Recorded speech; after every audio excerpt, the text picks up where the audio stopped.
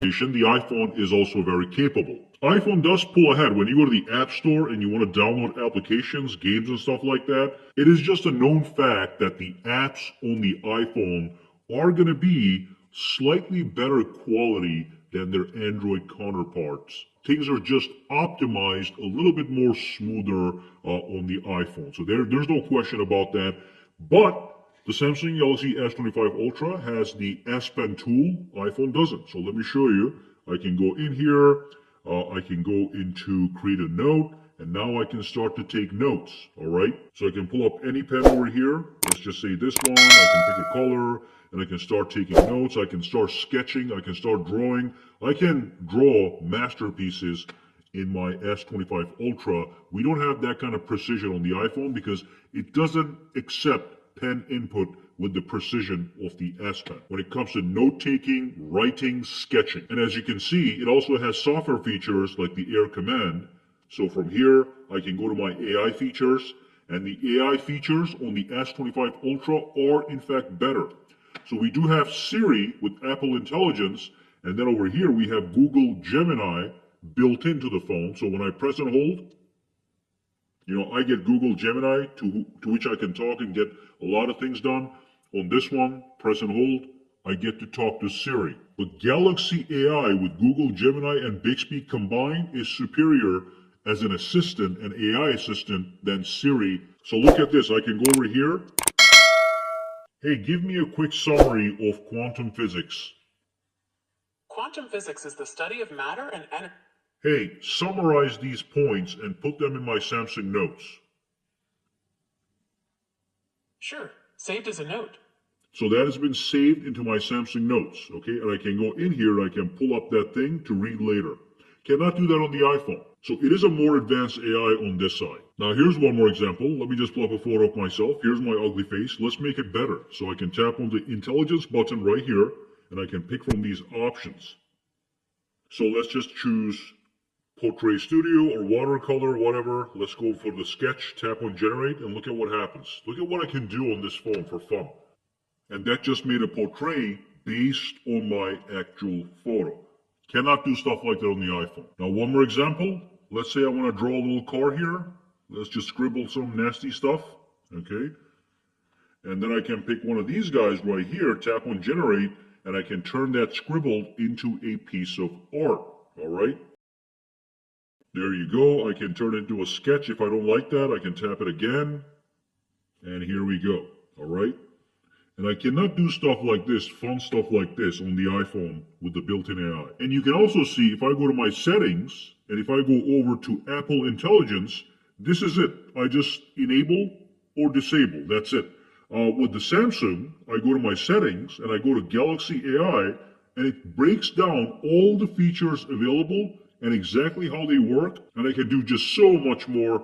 It would just take forever for me to show you all the features. Everything that the iPhone has, Samsung is going to have, and much more. So that's the story with the software. Samsung is simply more feature-rich, more customizable, and it's got the S Pen. iPhone overall is a more simple experience, and I think the App Store is superior to the Play Store. At the end of the day, the choice is going to be up to the user. So that is the software. All right, guys, so let's talk about the cameras. Let's look at the camera specs. So with the S25 Ultra, we have 4 cameras. With the iPhone, we have 3 cameras. S25 Ultra, this one right here is a 200 megapixel camera. This one here is a 50 megapixel ultra-wide camera. This one here is a 5x optical zoom camera. This one is also 50 megapixels. And this one right here is a 10 megapixel 3x telephoto camera. Now with the iPhone, we have the main camera right over here. This is the 48 megapixel fusion camera. This is the 48 megapixel ultra wide camera. And this is the 10 megapixel 5x telephoto camera. So those are the specs on the cameras. Now here's a story with the cameras. Both of these cameras are top tier flagship cameras. For the average consumer, when you pick any one of these, you are going to be blown away by the quality and the clarity of both the videos and photos. However, if you want an extreme camera, the S25 is the way to go because it has the 200 megapixel option in the camera. So you can take super high resolution photos.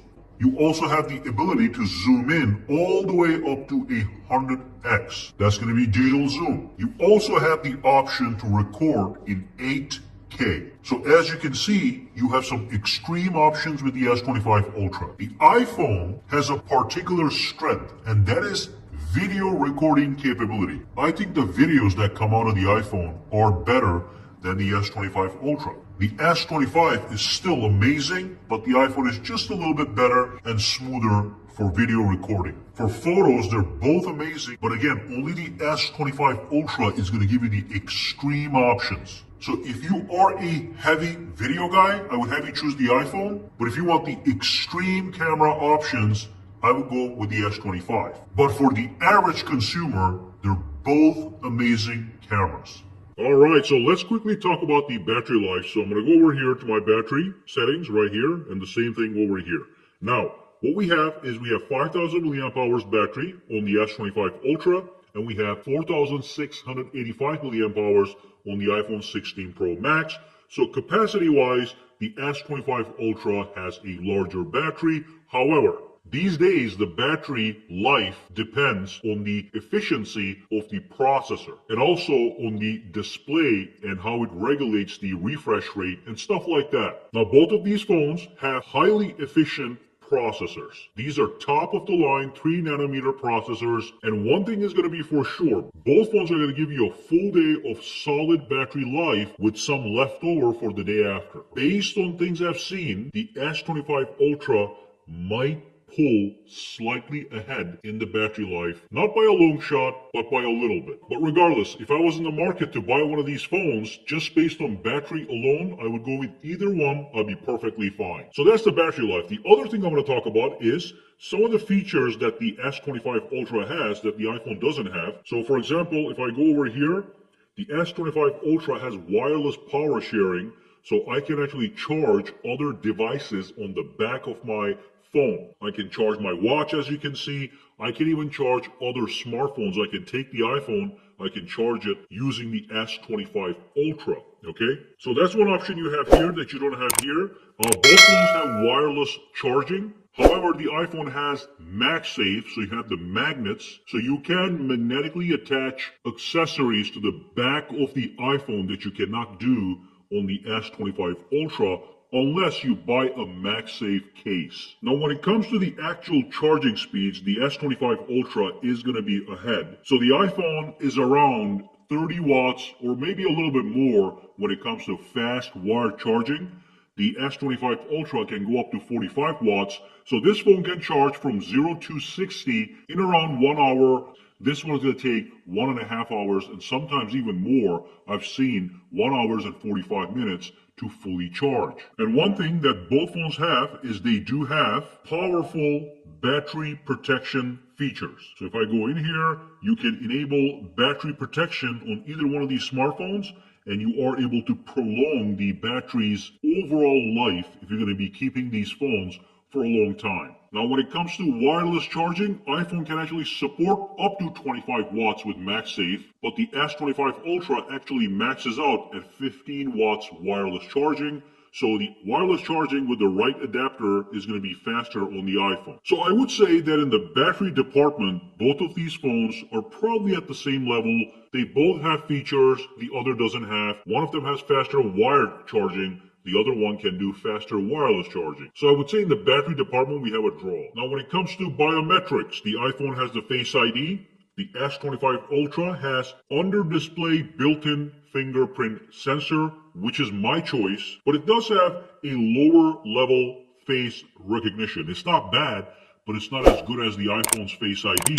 But the main biometrics on the S25 Ultra is going to be the biometrics, which I really like. So, boom, and you're in. With the Face ID, you just look at the camera and you're in. Again, personally, S25 Ultra for me, but I do know many people prefer Face ID over anything else. So again, this is going to be your choice.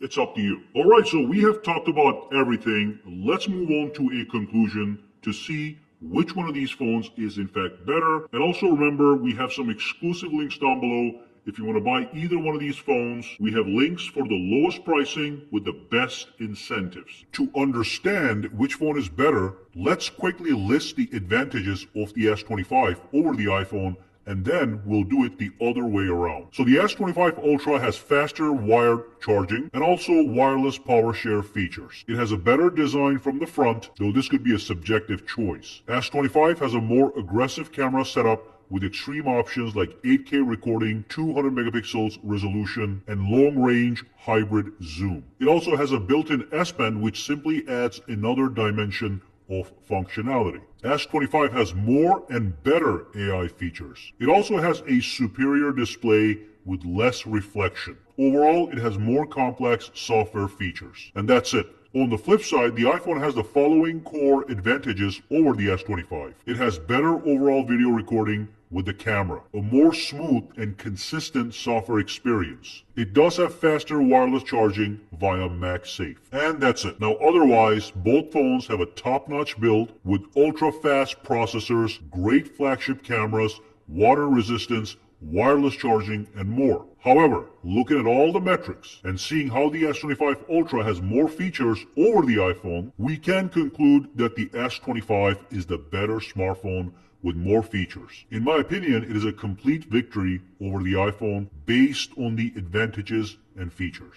Of course, as always, I will say both phones are top-tier phones, and an end user should decide which one they want based on specific features they like. So that's it, guys. That's the end of the video. If you have any questions, comments, or concerns, drop them down below. Let me know. For now, have a fantastic day.